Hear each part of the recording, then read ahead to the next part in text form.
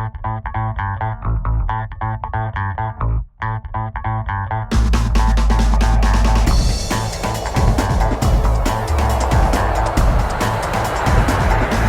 I left for Jerusalem and Israel, I went online to make connections and find people to talk to.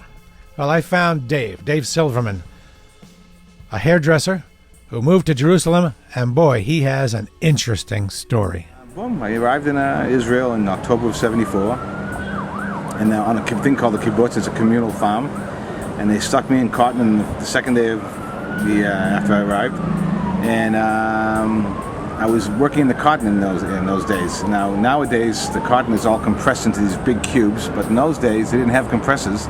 They had the volunteers jump from on top of a cage onto the cotton to stomp the cotton down, and that's where cotton stomping comes from. And who was I stomping cotton with? I was these beautiful girls from Finland and Sweden. I thought my parents sent me to heaven. I just couldn't believe it. I mean, I was in the sunshine, palm trees, cotton, sitting by the pool every afternoon, eating good food, getting in shape.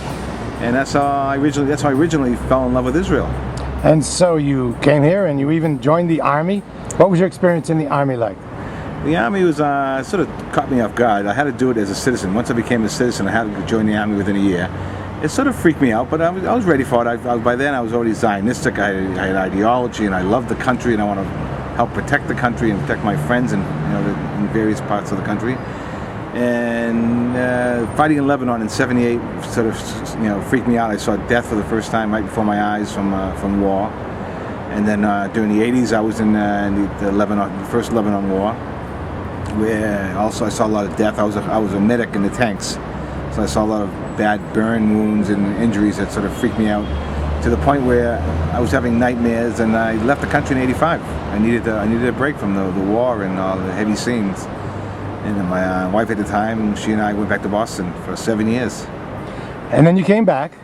I came back. I was homesick the whole time. I stuck behind in Boston. I had a brother who was very ill, who passed away. And I came back to Israel and took off where I started up where I took off, where I left off. That's what I want to use. Now tell me about the challenges and the rewards of living here. The rewards are that I've got a great climate. Nothing like a beautiful climate, and I love the people, I love the food, I love the culture, I love religion, I love everything about this country. It seems like you have a sense of purpose here that is lacking with a lot of folks in the States, and you have a bond here. Can you talk about that and why that exists? Well, pretty much living here has a meaning to it. Your friends become your family. We're all one big family here. Being all Jewish, it pulls us all together.